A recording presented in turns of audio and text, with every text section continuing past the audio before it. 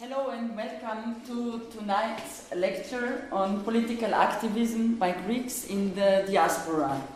My name is Barbara Steiner and I'm glad to introduce Ioanna Foglis and Kostis Kaposilos of the Contemporary Social History Archive ASCII in Athens. They will give tonight's lecture, and it is part of a series of lectures called What a Shitty Sunday. This series of lectures is on history and politics between Austria and Greece after World War II. If you want to know more about the title of this series of lectures, please go to our website www.present-history.at. And Present History is also the organization organizing this event and this series of lectures. It's an organization for critical historical education, and we did a historical study trip to Greece last autumn, and there we met also Ioanna and Kostis. And now in this series of lectures we focus on various topics and aspects of the Greek and Austrian history. There will this autumn be another study trip to Greece, and if you are interested in it, please feel welcome to subscribe to our newsletter. We will pass on a list where you can write down your email address. Please also let me point out that we have a timeline on the events in history in Greece. Feel free to take one.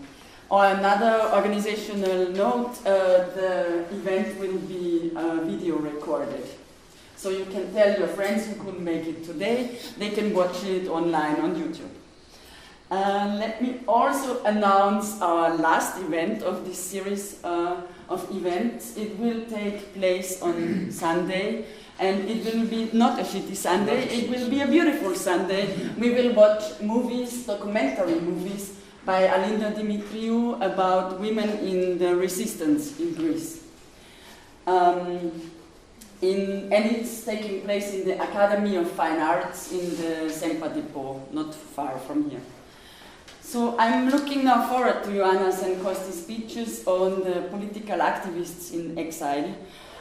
We are very glad that they came all the way here to Vienna, and their topic and also their presence, their actual presence, shows exactly what we wanted to achieve, namely to show the connections of history between states and movements transnationally and intersectionally, and also it shows we want to explore the historical connections transnationally, and we want to bring together also internationally activists and scholars, and also intersectionally with this series of lectures and also with the present history. So, and this intersectionality, I mean, we moved quite a lot with our events from one place to another, and today I'm very glad that we can be in the Club of Slovenian Students in Vienna, whom I really thank. They gave us the friendly opportunity to have this event here. The Club of Students of the it's a club of students of the Slovenian minority in Carinthia here in Vienna, and they are doing cultural and political events. And it had been founded in 1923, and here in these facilities the club is since 1971. And they had their commemoration event today for 13 Carinthian Slovenians executed in 1943 at the Viennese court.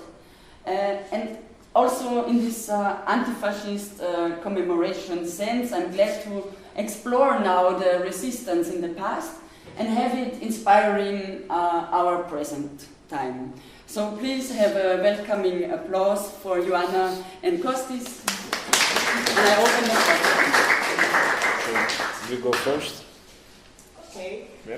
Hello, I'm Joanna. Thank you very much for the invitation. I'll just tell you a few things about ASCII. The Contemporary Social History Archives were founded in 1992 by a group of leftist historians, politicians, and social scientists.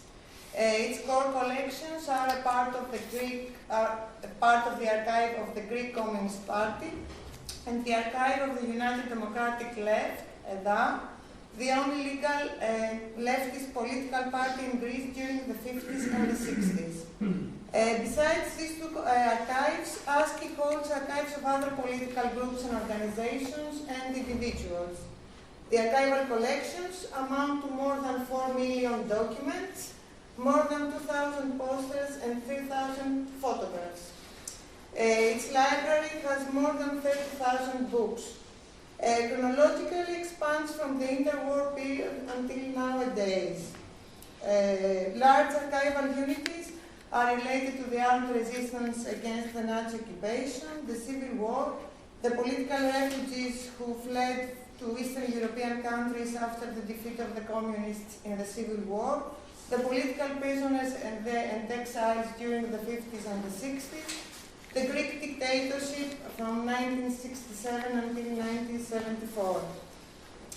But also they are related to social and political movements that emerged in Greece from the 50s and onwards. The feminist movement, the student movement, ecological movement, etc.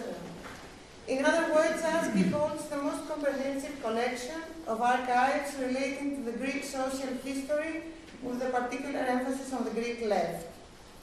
ASCII, besides its main goal, which is to collect and preserve archives, actively participate in public history projects, organizes conferences, book launches, historical walking tours, seminars, workshops, and has also a weekly radio program.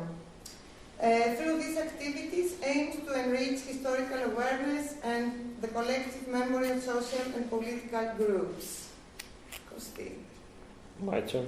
It's your turn. All right. Well, this is what ASCII does, more or less. I would like to thank Barbara and Sisi. I would like to thank the group, Present History. I would like to thank the Slovenian students for this fantastic room and this fantastic opportunity. I think we met in Athens back in, was it September? More or less. I do hope that this meeting today might be, the second episode in a permanent collaboration. Ioana has told you more or less what ASCII has been doing. My presentation today will be based on archival sources from ASCII, more or less, the Contemporary Social History Archives. And there are two main questions, two main ideas I want to put forward here. And if this meeting is successful in any way, we'll have the opportunity of thinking on two concepts. The first concept is whether we can have a national history of the left. Is there a limit to this understanding conceptually? We usually think of the left as a national project. The old histories of the parties would say history of the Communist Party in Austria, 1918, 1991.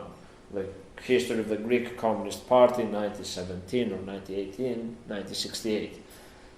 This is an understanding, or conceptual understanding of the left being a national project. Our history today, what we're going to discuss, illustrates a different dimension, a dimension that we all know about, but we sometimes forget, the transnational dimension, the world of political refugees, the world of thinkers and intellectuals moving around places, the world and experiences of professional revolutionaries moving around the globe, the multiple worlds of diaspora and political refugee communities that by default influence the national histories of the left, but at the same time they construct a transnational, international history of the left. So that's the first research question, whether we can understand the left as a national project or a transnational project. The second question is much more specific. It has to do with what happens to people, to ordinary people, to participants of social political movements, to participants of civil war, armed resistance fighters, to people that are seen here sometimes in posters like the ones we have in this room. What happens to them after the point of defeat? Usually the history of the left focuses on the heroic moments, emphasizes stories of success, sometimes discusses and addresses failures, but without really paying any attention to the ordinary people suffering from these failures. It's always, the party failed or the party had a setback because the policies were wrong. We rarely discuss what happens to participants of historical moments when their ideas, when their projects, when their visions, when their dreams are defeated. What happens, for instance, to these 3 women fighters of the Greek Democratic Army, the communist army that fought in the Greek Civil War, not during the Civil War, when they can be optimistic about the future, as this photo possibly implies, but what happens to these same faces when their cause has been lost, when they are defeated? So these are the 2 questions I'll try to discuss today. Okay, these are what I find interesting in the story of revolutionary diasporas or radical diasporas. Okay, is there any major disagreement with this framing? No? Okay. Trust me, there is a plan somewhere in the back of my head. Before coming here, I had no idea that Sisi had prepared such a fantastic outline, a timeline of events of Greek history. So I just made this very brief one about the Greek 1940s, the pivotal decade, the seminal decade for Greek history. There are 3 major stages. The first concerns the times of occupation. Time of occupation by the Nazi forces, the Italian fascist forces, and the Bulgarian forces that had collaborated with, Bulgaria had collaborated with the Axis, and that's the time where we have the Greek national resistance, the partisans, the people speaking the same language possibly as their comrades in Yugoslavia or Albania, this common phenomenon of the rise of national resistance movements in the Balkans. This phase ends in 1944. This is before the war has ended. And the next step, it showed the turning point in Greek history is this Battle of Athens, as we call it. This is December 1944. This is the first armed confrontation between the Greek National Liberation Force, the leftist guerrillas, and the British armed forces and the right-wing or center-right-wing government that is in Athens. This is the turning point for many historians. This is the transformative moment from anti-fascist unity to the global division we understand as the Cold War. This episode is the City Sunday. This is what happened actually on that City Sunday in the streets of Athens, December 3rd, 1944. More or less, this paves the road for the next episode in history. I had no idea. I thought this photo was much clearer than it's actually now. The Greek Civil War, 1946 to 1949. I'm sure you have discussed about this, so I won't go into detail. Basic idea is an armed confrontation between the communist organized army, more or less the transformation of the national resistance forces, and the Greek government backed by the Americans and the British, the great powers of the West. So the Greek Civil War, the only civil war in Europe, armed confrontation in Europe, this is before the Korean War. This is really the time when the Cold War is developing, is in the making. Don't forget the Truman Doctrine in 1947 was designed on Greek events, and there's a clause about Turkey, but the real focus is what's happening in these mountainous regions of Greece.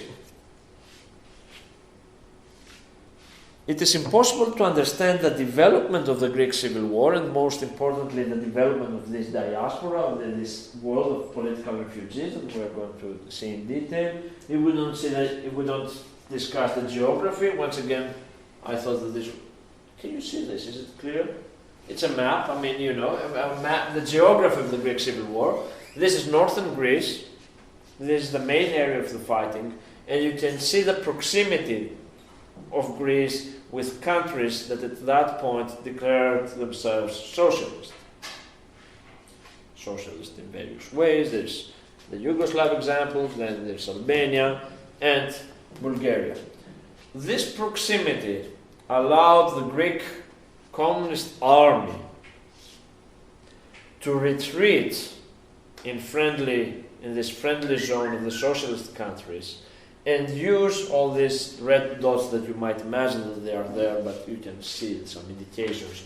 These are bases, these are barracks, these are places where the Greek guerrillas, fighters of the Greek Democratic Army, can actually cross the borders and find shelter. So at that point, the confrontation during 1946-1949, the Greek communist world operates inside Greece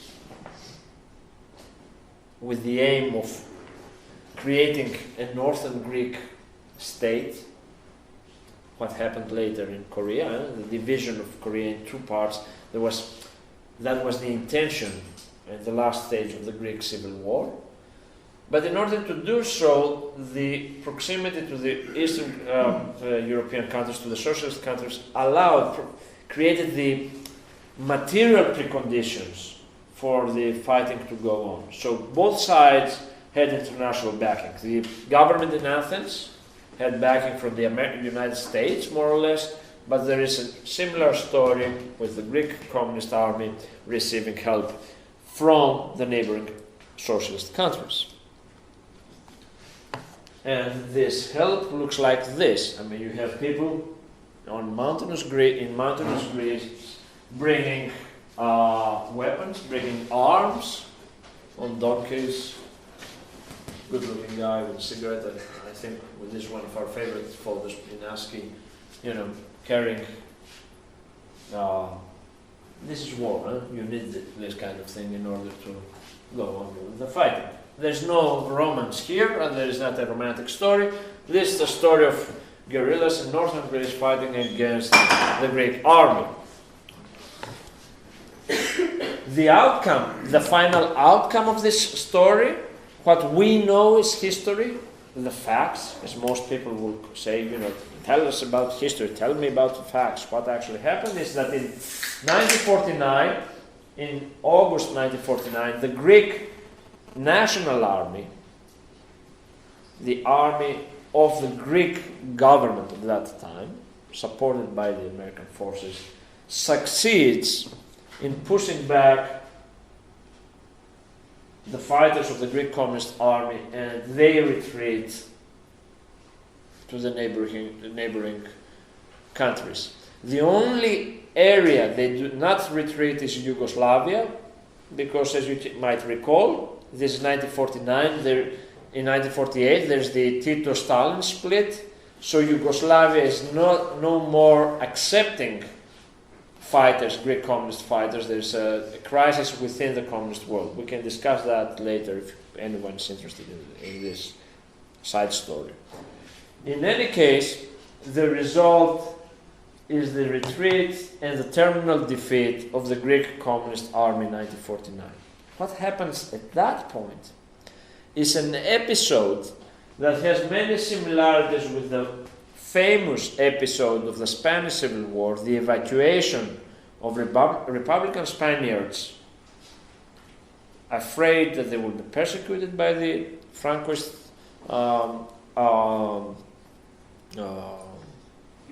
forces. That's the words. They evacuate, if you remember, there's this story of crossing the borders and going to France to find shelter there. This is 1939 Spain.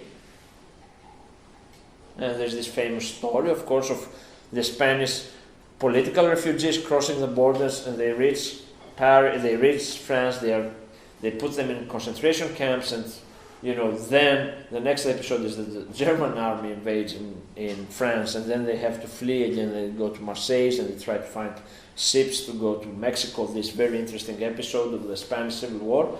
10 years after the Spanish Civil War, in a similar condition, children, for instance, from the villages of northern Greece, the villages that were up to that point under communist control, these boys and girls, they have to go. And their parents have to go. Sometimes they flee because they are afraid. Sometimes they flee because they know that their families will be persecuted. Sometimes, it's wartime, these chaotic conditions, people move around without really knowing where they are going. But in any case, there is a mass exodus from 1946, but especially during the last stages of the Greek Civil War, there is a mass exodus of around 100,000 Greeks from Greece fleeing to the neighbouring socialist countries. 100,000 fighters of the Greek Democratic Army, children, families, let's say agrarian populations being active in the Civil War in this area.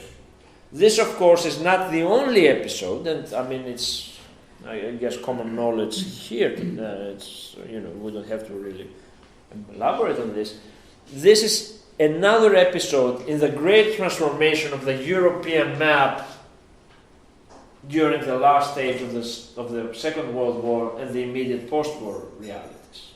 We have to understand that Europe is changing. This is the time where we have this mass population movements that shaped post-war Europe, and we have, of course, the Exodus, the Sudeten Germans, stories that you know much better than I do, the transformation of Central Europe. Within this context of creating the stories of displaced persons, the stories of creating, for instance, the Geneva Convention, we have the appearance of this new political subject in history, what we would call the political refugee. Political refugees, of course, existed before the 1940s. One can think of 1848 and the political refugees going to the States to find shelter there and refuge, or all the transnational itineraries of professional revolutionaries. They were political refugees. But I think the 1940s is extremely important because for the late 1940s we have the appearance of the political refugee as a political subject that requires certain measures and provisions, the story of displaced persons and stuff. The outcome of this, let's say, great transformation of the European political and social map is, of course, the Geneva Convention, and see how inclusionary it tries to be. The first, phrasing of it, who is a refugee. It's the first, I think, time in the post-war setting we have a conscious effort to describe the refugee. Still, now when we have the debate about refugees, sometimes this founding document, the Geneva Convention, is helpful because it describes what we're talking about. And the most important part in this document, it's not the first part possibly, it is this, that refugees are the events that occurred before 1951. So typically, under a strict sense, the Greek story of the 100,000 people leaving Greece, they fall under the provisions of the Geneva Convention. They are people, they are individuals that have a well-founded fear of being persecuted for reasons of, in their case, membership of a particular social group or political opinion. They are communists. And at that same time, Greece, of course, is addressing the issue of communism by persecuting leftists in Greece. There's a whole story of persecution, executions, mass executions, concentration camps operating in Greece in the 1950s, targeting Greek leftists. So if you think about the realities of the Greek left in the 1950s, the Greek Communist Party is outlawed. The fact that these 100,000 people fled Greece seems as a legitimate response. They are afraid of being persecuted, and they would be seen as political refugees. They are the defeated of the Civil War. They crossed the borders, they crossed the Greek borders, and the question is, what happens to them after that point, when they have crossed the borders from Greece and they enter Albania? What happens when the fighter of the Greek Democratic Army, those 3 girls we saw in the first photo, they cross, they are members of a defeated army, an unofficial army, a guerrilla armed group, an army that aimed to create a state that never materialized. They are members of an entity that never existed in history. Their badges say Democratic Army of Greece, that corresponds to a democratic government of Greece, but this has been defeated. They are not, soldiers of a national army being defeated. They are soldiers of a regular army that at the same time is irregular. What happens to them when they cross the borders from Greece and they enter Bulgaria? There are 4 actors, 4, I think, if this was a narrative, 4 protagonists in this story. The Greek state. What does the state do with its citizens that are defeated, with the dangerous citizens that have left the country? The second question is, what does Bulgaria and Albania and all the other socialist countries do? The third factor is the Communist Party of Greece, the organizing body of this world of 100,000 people that have left the country under its own auspices, under its own guidance, more or less. They are members of the party. And fourth, what do these people really think, believe, and how they develop their lives after they cross the border? I mean, I'm doing this, it's a symbolic move, but in this case, for these people, it wasn't just symbolism. Huh? It is crossing the borders meant that, for the vast majority, they were not Greeks anymore. How did this happen? The solution is here. This is the response of the Greek state. You can read it yourself, 1947. For the first time, the Greek state declares that there are some Greeks that are unworthy to be called Greeks. These are Greek citizens who are living temporarily or not in foreign countries, who during the present mutiny, this is the rhetoric of the Greek state, the guerrillas it's a mutiny against law and order, have acted against the nation. They are traitors. They carry guns against the legitimate government of the country. They are bandits, more or less, or have supported in any way possible the uprising. They provide food, for instance, to the guerrilla fighters. They give money for the causes of the guerrilla, of the Greek Democratic Army. Then they are eligible, those citizens, for losing their citizenship.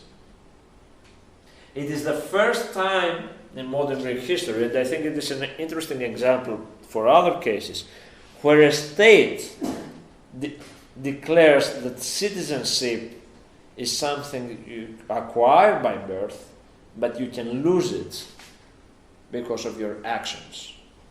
Greece, as most European countries, is not like the States, where you are born in the States and you become American citizen from day one. Greek citizenship law was that you are Greek by blood. You are born a Greek. You cannot become a Greek. It's an exclusionary understanding of Greekness. We still have to combat that. The Greek state does not give citizenship to children born in Greece, because their parents are not Greeks, technically, even today. We have this. It's one of the big political debates in Greece currently. But let's go back to the 40s. At that point, the Greek state declares that even if you are born a Greek, there is a point in history where a state of exception, those of you interested in theory would say, where you are not a Greek anymore. And the prerequisite for that is if you are living temporarily or not in foreign countries. So what the Greek state does immediately after the passing of the borders, when these people leave Greece, is it strips them of their citizenship. They are not Greeks. This is symbolic, of course, it's a symbolic gesture, but at the same time has very considerable implications. If you are not a Greek citizen anymore, you cannot request for political asylum in a different country because you cannot prove your case that you are a citizen of a foreign country being in a state of danger. You are a stateless person, more or less, which is a different category in the 1950s. But at the same time, what the Greek government is doing, and this is the ideology behind it, it associates Greekness, it disassociates Greekness from communism.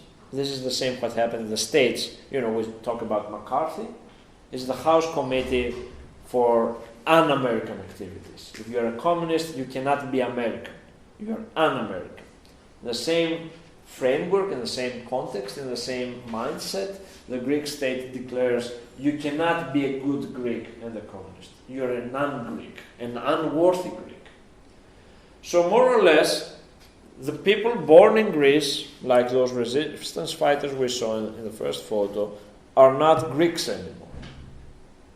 They are stateless persons. And the next question is, what's going to happen to them? What happened to them was a conscious effort organized by most governments belonging to the socialist camp, call it as you like, socialist countries, existing socialism, state capitalism, as most other people would say, call it as you like, the countries we associate with socialism in Eastern Europe after 1945. Those governments worked in a conscious effort to create communities of Greek political refugees, that was the terminology of the time, a resettlement process that was orchestrated centrally, where each country accepted a number of political refugees from Greece. Here, this is a very sketchy, let's say, map where you see the main areas of concentration of Greek political refugees after the Greek Civil War. This is not a complete map, and most importantly, this map does not cover the most interesting story, possibly, which is the settlement of Greek political refugees in Uzbekistan, in Tashkent, where 10,000 political refugees were sent there in 1949. But more or less, this illustrates this effort to create different communities in all socialist countries. So in Eastern Europe, in Czechoslovakia, in Poland, in Hungary, even in Yugoslavia, in Romania, you have the creation of homogeneous communities of Greek political refugees. So they are scattered around in smaller numbers, but there is a division, these 100,000 people have to form these communities. This process entails a significant effort when it comes to logistics. You have a family fleeing northern Greece in 1949 or 1948, and children are sent in a community for children somewhere in Eastern Germany. One parent is here and the other is here. How do you reunite families? What does a family look like after the war? There are all these personal stories you can imagine where life stories become very, very intertwined with the great politics and great history. People do not want sometimes to meet their old relatives, or they want to do so, but they have no idea if their partner or their child is alive or dead. So there's a very complicated, and only the socialist bureaucracy can really address that effort to reunite families where people will send letters, not emails, to central committees created in all these countries saying, you know, I'm so and so, and here we talk about these are illiterate people from northern agrarian communities in northern Greece saying, I'm so and I fought in the war in that part of Greece, and in 1947 I lost my I have no idea where my cousin is, and I want to go and find him. Huh? And you do know the restrictions of moving around in socialist countries, and these people do not have any papers. They do not have passports, and even if they have passports, they are not Greeks anymore, technically speaking. No? So they get permanent. They get some papers that are not permanent, temporary papers, and we have the creation of this map of political refugees across Eastern Europe. Yes. I have a question. There's Merseburg and Radebeul on the map on the German side. Yeah. And this is a really, really small city. Yeah. And why is this on the map? I have no idea about these particular cases, but there is. I have seen that there is logic in most cases. The logic was either there was a certain industrial plan in some cities where those countries needed manpower. So sometimes you find documents like saying, in this particular city we want 100 workers, and there is we have 100 men or women being able to work there. Sometimes it's just a coincidence of having some barracks or military buildings that can host people that have just arrived, because these people they arrive defeated. They are in that state where there's no way to provide what we would say decent conditions. It's in state of emergency, and sometimes it is matter of local governments asking for people because there's the destruction of the war has created, or the departure of certain communities has created more space. For instance, I have no idea about this too, but I do know the answer about Tashkent in Uzbekistan. When I first saw that, I mean, it's a very well-known story in the Greek left, because Tashkent became one of the symbols of the Greek political refugee communities. I was trying to find out why on earth did they choose Tashkent. I mean, it's in somewhere here, where Uzbekistan is. And the story is that those fighters went to Tashkent from Albania with Russian Soviet vessels arriving here in Albania, picking them up, 10,000 people within 1 month, and then traveling around, crossing the straits, going up and reaching Uzbekistan. And then it's one of those cases where the archive gives you the solution. I found a document from the Central Committee of the Soviet Communist Party, where they said, there were thousands of Japanese prisoners of war in Tashkent, and they had just left. And those Japanese prisoners of war were actually, the slave labor, to be honest, in the Soviet steel plants. And their departure, their repatriation back to Japan, meant that there were barracks to host 10,000 people, and at the same time there were places in the industry where there was immediate need for industrial labor. So this creates, it's a very complicated, and I guess every case has some implicit logic to create this map of political refugees. Yes? As far as I know, for the cases in Germany, yep. It might have to do with resettlement of children, because most of the children went to Eastern Germany. Yeah, for that's obvious true. reasons, because Germany and Greece were on opposite sides during the war, and there was the fear that if adults would be migrated to Eastern Germany, there might have been some conflicts between German veterans and the Greeks. Greeks. All right.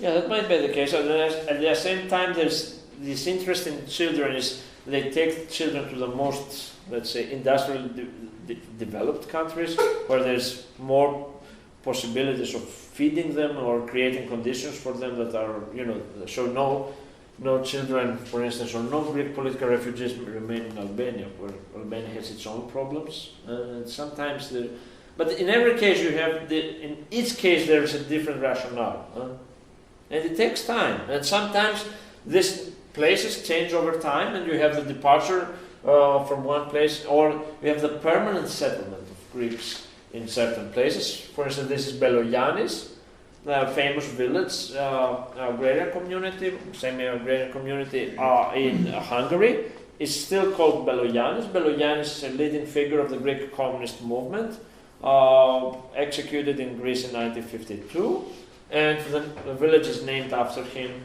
and that becomes a Greek village. It has remained a Greek village more or less. There's a question, what does a Greek village mean after 40 years? That's something we'll discuss later. So this is more or less the response of the socialist countries to this immense problem of receiving 100,000 individuals. These countries are facing their own problems. This is 1949, 1948, 1950, it's just after the war. And we have the creation of the map of the Greek political refugees. In this map, possibly one of the most interesting places is Bucharest, not because there's a community of Greek political refugees, but because the Greek Communist Party, the Central Committee of the Greek Communist Party, resides here. The Romanian government gives the headquarters, the buildings for the leadership of the Greek Communist Party. So the Greek Communist Party, the leadership is in Bucharest, and the radio station in ASCII, the Contemporary Social History Archives, we have that, the records of that radio station is also in Bucharest. There's a radio station transmitting to Greece, so it's called Voice of Greece. Yeah, Voice of Greece, yeah. Voice of Truth. Voice of Truth, yeah. Free Greece. Yeah, it's like free Radio Free Europe. So Europe at that time is a playground where you have different radio stations transmitting over the borders. So you have, in Western Germany, you have radio stations for the Eastern European countries in those languages, and the Greek Communist Party has a radio station in Bucharest to send its message in Greek to the Greeks. Because the party itself is illegal. It's a similar story, not identical with the Spanish Civil War, because the Spaniard Republicans, anarchists, communists, socialists, did not find shelter in Eastern Europe. Most of them lived in France or in Mexico, but the Central Committee of the Spanish Communist Party was in Moscow.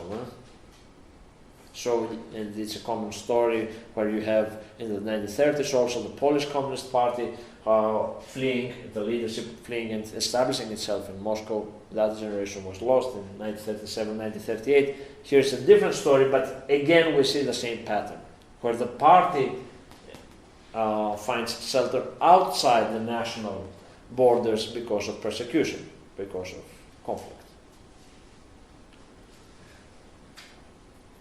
The existence of the party here brings us to the next crucial issue of what this party is thinking in conditions of defeat. And there are two main points here. The first point is that these people, the 100,000 people who live in Greece, they're not all members of the Communist Party, but many of them are. These people retain their party membership when they are settled or resettled in these communities. They retain the membership card of the Greek Communist Party. This is important if one thinks that sometimes one would assume possibly that, since you live in Sofia, you should be a member of the Bulgarian Communist Party. But there was an agreement between the socialist states and the Greek Communist Party that these Greek stateless persons, Greek political refugees, would remain in these countries, having, in most cases, a card that would prove their identity, that is not a passport, but they would retain their party membership not with the Greek Communist Party. So the Greek Communist Party creates a network of party organizations. These political refugee communities are under the auspices of every socialist state, but at the same time the social life, the everyday life is co-organized, co-sponsored by the Greek Communist Party.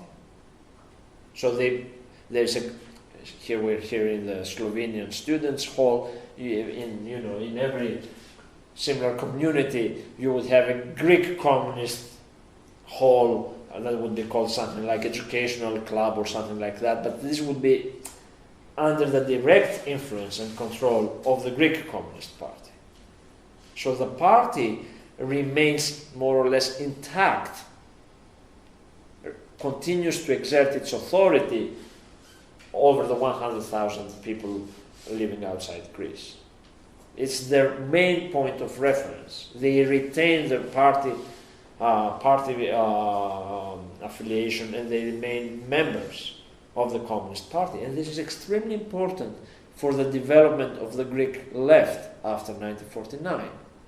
There are two worlds of the Greek left. The one world is the world of the Greeks leftists in Greece, operating illegally or under a semi-legal party named the United Party of the Left. This is one world. And then the second world, quite big, 100,000 people, is the world of political refugees who will remain members of the Greek Communist Party, most of them. Their life is directly influenced by the Communist Party. Got it? Is that clear? Yeah? Any objections, questions? Sure? Yeah. All right. So one thing to keep in mind, the party controls, retains its membership, and you have party cells and regional offices and all the communist bureaucracy in every country. The second question is about politics. How does a communist party address defeat? And we do know, I guess from our own experiences, that the communist left and the left in general is very hesitant to admit defeat, and every time it is, this is a temporary setback, but history is on our side, and the progress, illustrious path to socialism is here, and we shouldn't worry. That used to be the certainty of the old times, but this is repeated also today. It's striking to see how the left never apologizes and never has it thought about its own defeat. It's always, the success. The Greek Communist Party, being a typical communist party of that time, did not admit defeat. Instead, for years it tried to persuade these 100,000 people that what had happened was a temporary setback. But still, history was on their side, and the prospect of repatriation was imminent. The Communist Party, especially in the first years, tried to say that the struggle continues. There's a famous slogan that we should keep guns, we should retain arms, and wait for the conditions to allow us to come back to Greece. There's this belief in the party leadership, or this rhetoric about a potential repatriation, that this repatriation would mean another series of fighting and another attempt to take power in Greece. This policy was formulated in the immediate aftermath of defeat in 1949, and more or less lasted until 1956, when with the de-Stalinization process, there's an internal conflict in the Greek Communist Party outside Greece, where there's admittance, where more or less the new leadership admits that we have lost the civil war, and now we should adapt to the novel realities. This is not just a Greek story, this is the story of post-war communism. This, ideas of peaceful coexistence, ideas of, getting used to the division of Europe in the way it was divided, and this more or less policy of accepting what had happened. Until 1956, the Greek Communist Party, or to be more precise, parts of its leadership, had this vision of a potential return to Greece, the immediate prospect of a return to Greece, and the idea that victory was still in sight, even though, the realities were extremely harsh. The newspaper, the Greek language newspaper, published, for instance, in Tashkent until 1956, was called Road to Victory.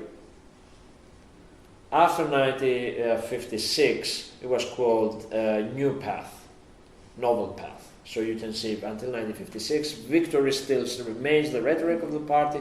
After 1956, it is acceptance of the novel realities, but also the acceptance that 7 years have passed since these people left Greece and nothing has changed as far as their prospect of returning is concerned. Because the main issue that takes us back to the policy of the Greek state is that these people cannot return to Greece. They have no right to repatriate. They don't have any travel documents, and most importantly, the Greek state has condemned them, saying that they are unworthy Greeks. They have participated in a mutiny against the Greek state, and so they're excluded from the Greek state, from the Greek soil. So sometimes, their community can be here, or even closer to Greek borders. They can see Greece, but they cannot cross that border. They cannot travel to Greece. So families are divided. People receive letters when things get more relaxed. Letters announcing, your father passed away, and of course they cannot go for his funeral, or your wife is married to another man. These things happen all the time. This is how history works. So more or less, their family lives sometimes continues in Greece, but they are not part of it anymore. And the big question mark is, what are we going to do? What appeared to be a tactical move in the last stage of a civil war, let's cross the borders, go to Albania, find some shelter, and possibly return for the next round of fighting, becomes a permanent condition. You leave Greece in August 1949 because if there are airplanes attacking you and you feel you follow the orders of your military commander. You remain in Albania for the first months. Then there's a ship coming, picking you up and taking you to some strange place in the middle of nowhere called Tashkent, or all these unknown name places for these agrarian fighters of the Greek Democratic Army. You go there, and the people receive some aid. They live in barracks, communal life in the first years. Then they are taken to some social housing. They don't know the language. They have no idea what's happening, more or less, around them. And suddenly you realize it's 1951, and then it's 1952, and you remain a member of the party, talking about the possible repatriation, but this repatriation does not exist as an opportunity. 1953, possibly you're reunited with your family after 4 years, or some members of your family that have fled Greece like you have. 1955, 1956, there's internal debate in the Greek Communist Party, and the party leadership changes, and so you have to go through that process of changing policies and what that means for your everyday life. 1957, 1959, 96, I can go on with this. I can go on with this until the 1970s, or more precisely the 1980s, where the Greek state allowed the repatriation of those political refugees that wanted to repatriate. So for those 100,000 people, and for many others born in Eastern Europe, their parents were political refugees or mixed marriages, Greece remained an unknown land, a known and unknown land from 1949 until, let's say, 1982. This is 30 years, 3 decades of being a political refugee. But time has a transformative, power. People do not remain the same. They don't just wait in the Slovenian club drinking a beer, waiting for the repatriation. They're the makers of history. They're not victims of history. They're protagonists of history. And so there's agency here. These communities try to reconstruct their lives and make a meaningful everyday life in these novel realities. This, of course, sometimes it's expressed in the usual communist rhetoric. All these are material from the contemporary social history archives, where you see how the Greek political refugees imitate, more or less, or are integrated in the socialist, let's say, cultural and political and social setting of the countries receiving them. So, for instance, they parade with Greek banners, Greek slogans in events like 1st of May and stuff like that. Greek flags with D for democracy, this is the Democratic Army of Greece.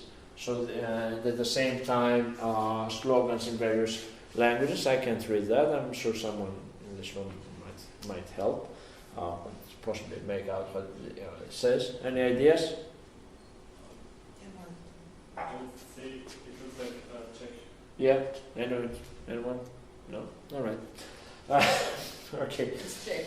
Yeah, okay. But in any case, here you see the multiple worlds of these political refugee communities, where they have their banners are in Greek and in Czech. The Greek flag is there. Why is the Greek flag there? Because they remain members of the Greek Communist Party. And the policy of the Greek Communist Party is that we should remain Greeks. Why should we remain Greeks? First, because we are the ambassadors, the defeated ambassadors of the plan for a democratic Greece. Second of all, because we're here, but not forever. We will return to Greece, this time under different conditions. So there's a Greek language school system organized in Eastern Europe. There's a Greek party schools operate from 1949 until the 1970s. The Greek Communist Party creates a prototype of Greek popular democracy within the popular democracies of Eastern Europe. There are two worlds here, and these two worlds collide, and sometimes these two worlds coexist. Again, you see here, the leader, this is the leader until 1956, Nikos Zachariadis, and well-known leader of the International Communist Movement. So everything for freedom and peace in Greece.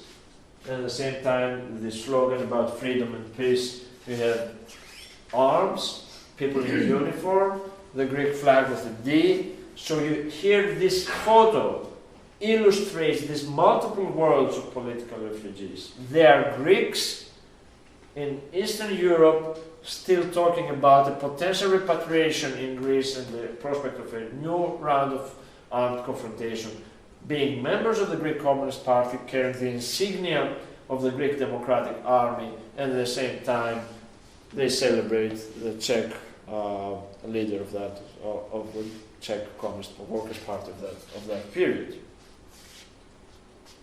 Reconstruction of the early 1950s. These people arrive in Eastern Europe. Usually they have an agrarian background. They are not the intellectuals. They are not the people from Athens. Most Athenian leftists were trapped in Athens and could not go and join the Greek Democratic Army in the mountains. They're used to hard labor, to manual labor, and they arrive in countries that have suffered during the German occupation and during the war, so they have to reconstruct. They contribute in the reconstruction process, but this reconstruction process, in a way, satisfies their own needs for housing, for instance. So they have to work, and they do work, to create settlements, because they are when you have the arrival of 10,000 people in a certain city, you need to find beds for them. You have to give them linen. You have to give them shelter. You have to give them basic provisions. They don't speak the language. They are refugees, and sometimes the first sign of normalization is when they have the right. They reach that point where they can build their own houses. They can build their own settlements where they live communally. People that have fought together, and you see women and men together. Of course, there's propaganda sometimes in these photos of harmonious living under the novel conditions. But more or less, this is a common story of the resettlement of the Greek political refugees. Greek language schools. This idea of retaining Greek identity also responds to the policies of the Greek state, since the Greek state declares that you are not a Greek anymore. The response of the Greek Communist Party is that no, we are the real Greeks, we are the true Greeks, the defenders of Greek identity, and the way to do that is, we keep our language and our not only the language but also the rituals and stuff. And it's a funny detail that the teacher here is the word struggle. So this is the Greek word for struggle, and he writes that in different, how do you call this? Dative and accusative, and so it's the struggle of the struggle, the struggle, the struggle. So it's the idea of the struggle continues in the school system, but the creation of autonomous Greek schools is part again of this agreement between the Eastern countries and the Greek Communist Party, that there is some sense, some sort of autonomy. You can remain in Bulgaria, and at the same time you can remain a Greek political refugee, and your children will go to a school celebrating the Bulgarian Communist Party, celebrating the Bulgarian nation, but at the same time the Greek element is there. No? Yes? Where is this photo from? That's a good question.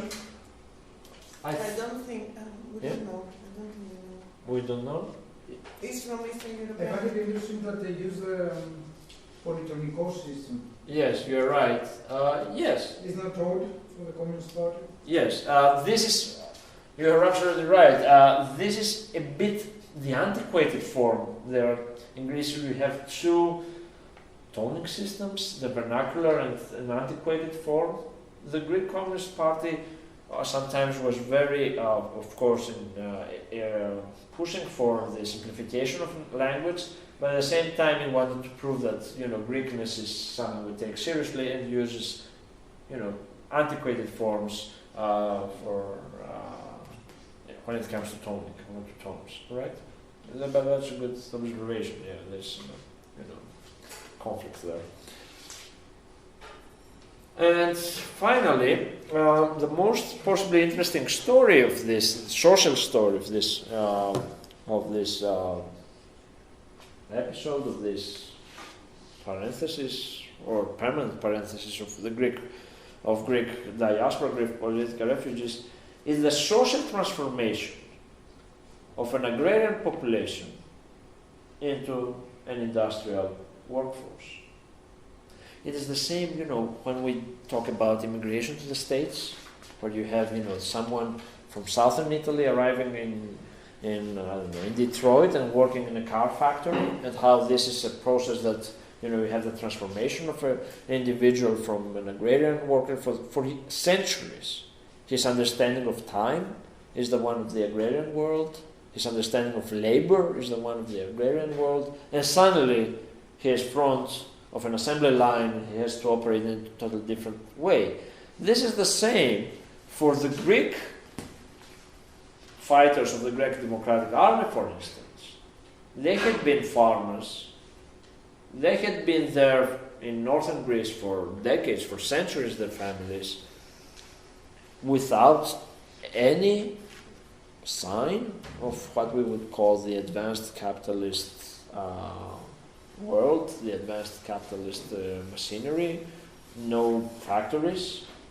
Greece was not industrialized, and suddenly It is crossing the border. It's not just not the abandoned Greece. It is not just that the Greek state will strip them of their citizenship. It is also a rite of passage, a significant step in their everyday life, because they become industrial workers. They work in mines, they work in factories, and there is a huge story, a huge conflict, not a huge one, it's an everyday conflict that creates a huge story possibly, because these newcomers are not used to the conditions of industrial labor.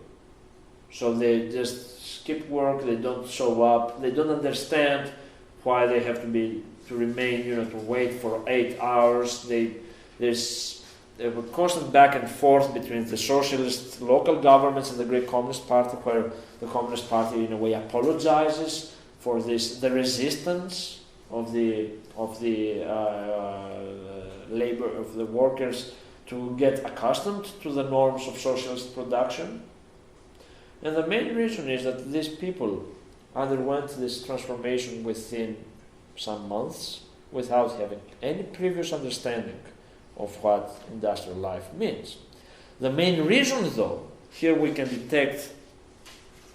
understand the policies of the Communist Party, the idea of creating this parallel world of a Greek popular republic within the Eastern popular republics, the idea of creating an avant-garde working class. You transform the crisis into an opportunity.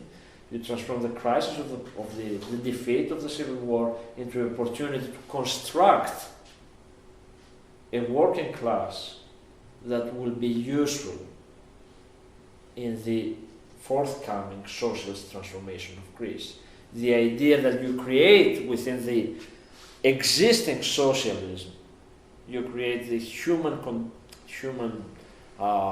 the skilled labor that will be useful when, according to the great plan, the Greek Communist Party would take power in Greece and would ask the help of these, people, the ones that would have seen what socialist production looks like, and they would work in socialist Greece in similar positions. There is this constant rhetoric that we should create here the proletariat, we should create here the avant-garde that will be accustomed to socialist production and have seen how it works, so we can reproduce that later in Greece. Though this transformation, though, was quite traumatic for those, following the politics of the party. They had no, it wasn't a matter of choice. You go to Tashkent and suddenly you have to go to work with a factory producing tractors for the Uzbekistan agrarian economy. They had no choice, and sometimes their only choice was, abstaining from work or drinking a couple of beers before going to work.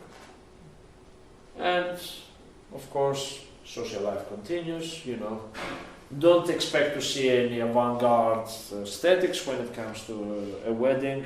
More or less, these communities, these people followed their traditional ways of living in Greece. They reproduced those conditions in Eastern Europe. Sometimes there are mixed marriages, but that's not always the case.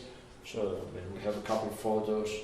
And above all, don't wait for any avant-garde when it comes to art and aesthetics. Here we have the meeting point of socialist aesthetics and Greek traditional aesthetics, but once again, leaving aside the dresses and stuff, we have here the conscious effort of the Greek Communist Party and these communities. It's not the party and the people being totally distant, to retain the Greek identity. These are Greek traditional folklore dresses. To retain their Greek identity, antiquity. We are the true Greeks. We are the Greeks, despite the decision of the Greek state to declare us unworthy Greeks. And you see there, for the 1,000 years of the Polish state, who would imagine the Polish state had 1,000 years history, but in any case, for our homeland, Greece. So, we're here in Poland, we are grateful to the Polish government because it provides us shelter and protection, but at the same time we remain Greeks, proud Greeks, with the Acropolis and I don't think the uniforms, the traditional costumes are so much Greek as more of a mission of a mix of Polish perhaps and Greek traditional costumes, or an imitation attempt. Well, I'm not a folklorist. I have no real idea. I'm not a folklorist too, but from the little I know, it seems they seem more to me. They seem more Polish than Greek. The cut, the way they end at the bottom. All right. It's not a problem. Do you accept that this is Greek? 3,000 years Greek, huh? I mean, yeah. So more or less. Well, I'm sure there were Greek costumes there, but yeah, possibly these are Polish costumes. There might be an attempt for imitation of a Greek costume through Polish means. Yeah, possibly. Might be. In any case, this is the way these communities operated. They worked, they laughed, they drank, they fought. Sometimes they fought bitterly when it came to internal party disputes. And the constant theme is that of repatriation. How do you become Greek? How do you remain a Greek? But the ultimate aim is repatriation, coming back to Greece. And this was not possible for the vast majority of these people until the 1980s. In the 1960s, there is the first relaxation, and some people go back to Greece. Most of them are not leftists. They are seen as innocent victims of communism, and they get a travel permit from the Greek state. Then the junta comes, the 7-year dictatorship, no repatriation during that period, only very few cases. And in 1974, with the proclamation of the Third Greek Republic and in a way the reconciliation process between the conscious effort to go beyond the division of the civil war, we have the first attempts for repatriation. And these first attempts for repatriation this demand for repatriation becomes a political slogan of all the parties of the left, and this is satisfied in 1982 by the Greek socialists, social democrat, call it, government of PASOK. In 1982, the government recognizes the right of repatriation for all political refugees. All? Do you remember that first page from Asterix? Whole of France or Gaul is occupied. Not all. In a similar way, all political refugees have the right to repatriate. Not all of them. A small community. That's an interesting story. A small community of Macedonians, ethnic Macedonians, identifying themselves with the cause of an independent socialist Macedonia, Slavic-speaking Macedonians, if you like, were the only ones not included in this provision of repatriation. It's a small community, but this exception demonstrates the persistence of nationalism in Greek politics, and this community up to this point, there are just few people still alive, they don't have the right of entering Greece. They have a special permit to arrive in Greece during a festival in August, and they stay for 3 or 4 days. So people born in Greece, coming from the Slavic-speaking minority in northern Greece, were the only ones excluded from this politics of repatriation. So more or less, this story of the Greeks across Eastern Europe addresses the question of how do you handle defeat. How life itself gives the answer to defeat. People get used to defeat, and what seems to be a temporary situation becomes a permanent situation. What seemed as a brief parenthesis in their lives became a reality of 30 years. Now, how even this reality altered the policies of the Greek Communist Party. It was impossible in 1965, for instance, to continue holding this heroic rhetoric of "Don't worry, nothing really happened. We will go back to Greece in a couple of months." Time itself had this transformative power. At the same time, though, and here I will conclude this presentation, this case of the Greek political refugees brings us to this topic of transnational leftist histories. Is this a Greek story? Undoubtedly it is. At the same time, though, one can say that this is a Polish story, a Czech story. And if we extend our scope, is it just a Greek and a Polish story, or is it an Eastern Europe Greek story of handling displaced persons, political refugees in the immediate post-war setting? And what kind of connections can we see between these two countries? Between the two countries, for instance, Poland and Greece. But what kind of networks can we think about when it comes to the circulation of ideas, publications, going back and forth, personal relations, families reunifications? But more importantly, what these stories illustrate is the conscious efforts of the post-war setting, European setting, here focusing on the East, to address population movements. And the consensus, I think, that the only way to handle population movements in the post-war era, the consensus was that the only way to do this is by creating a central administrative body that will, in a way, create conditions for relocation of individuals across the world. This is the same story with displaced persons in the West.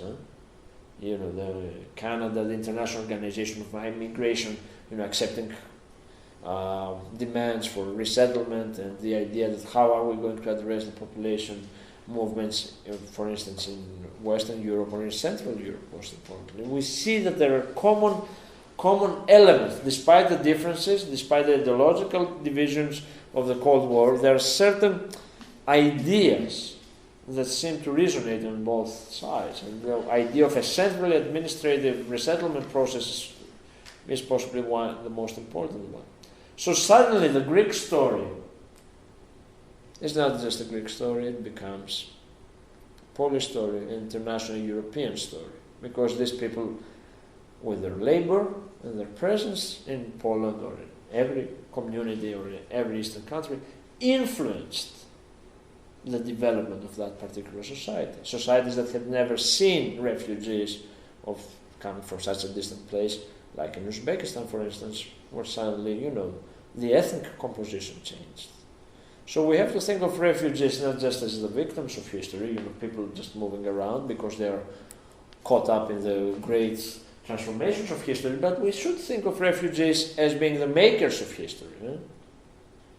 They are the ones changing their own realities, but the realities of the societies they live. At the same time, when it comes to the history of the left, this episode illustrates the transnational dimension of the left. That we cannot have national histories of the left, because there is always this transnational aspect. The transnational aspect that has to do with the early years. This isn't just the Greek cases, with the early years of the socialist movement, 19th, early 20th century, publications from different parts of the world. So the first social journalist in England, in Oxford possibly. Is this a Greek story or a British story? You remember we saw that today in the archives of the Socialist Party.